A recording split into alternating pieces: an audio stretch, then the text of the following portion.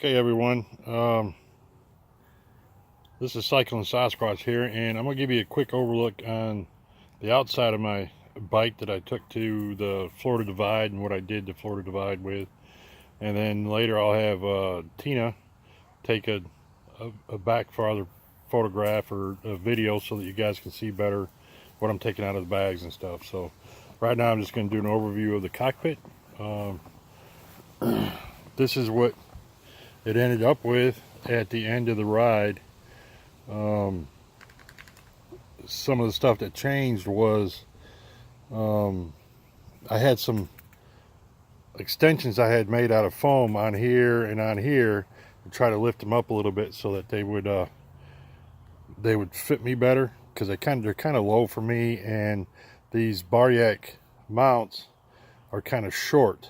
So I was just trying to, and it just didn't work. The foam moved around too much. I couldn't keep, a good balance on it so I could steer the bike when I was trying to ride with it. So that kind of made it a little hard. And then the other things that changed is I figured out that I could stick bottles right here, because I mean, we did it, especially the last week or last 4 days of the ride, especially there was a lot of gravel levee riding, so I could put bottles in here. Most time it was Gatorade, but I put water in here just so you could show what I was doing, and it would give me some two extra bottles, to where I could just grab them and drink them and it wouldn't be a problem. So that helped out a lot. So this is my Garmin 520 I use for mileage. This is my Oregon 600T that I use for navigation. I love it. It's pretty awesome. It's got a lot bigger screen than the the 30s and the 20s, but the downfall is that it uses batteries faster, which I can deal with. I can just get more batteries and put them in there.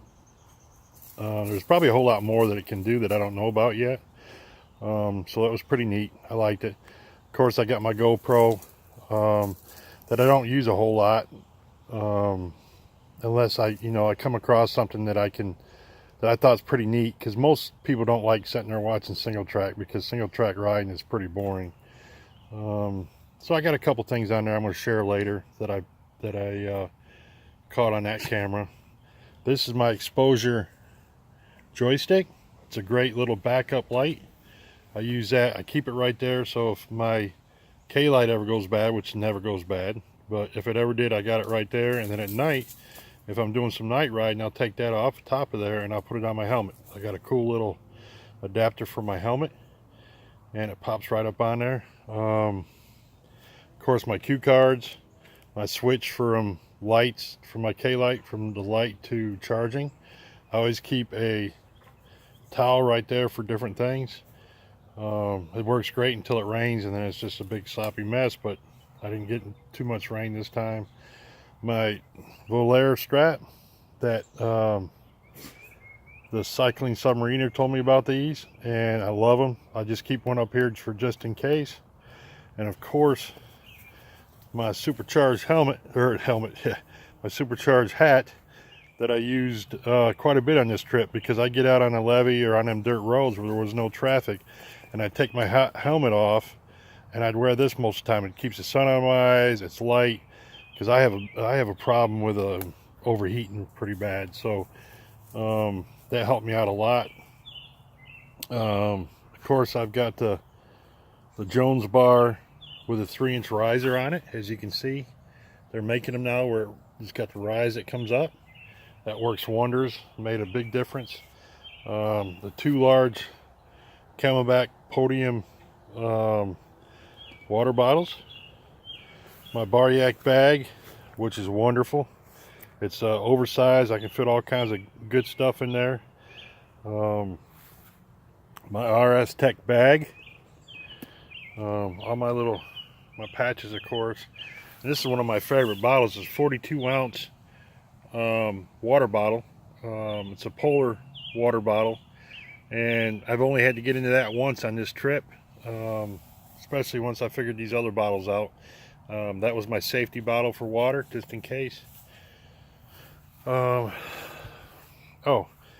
This is where I kept my spot, and this contraption right here is built by the Spindle out of Atlanta.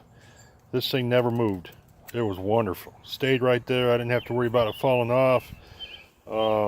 Did awesome right there. Really good. So if you want a good spot strap, get a hold of the Spindle out of Atlanta. They'll hook you up. All my lights, of course, I brought this light, but I forgot the right adapter for it to charge it, so that wasn't any good. This was a little cheap one I had. The battery run out on that one. And then this was my one I had hooked up to my K-light, and I killed that one. I don't know how I did. So luckily, as much night riding I did, this here saved me. So I didn't have any red blinking lights in the back, so I had to depend on this, and this little thing works really well. This is a smaller version of the ones that most of the bike packers have. Of course, my terrapin bag, I'll get into that a little better with my wife when she's taping. This is where I kept my flip-flops. I had two on there, but when I got home I threw them down in the garage and dogs ate one, but I just stuck one back up there so you knew what it was. This is one of the most valuable things now that I use.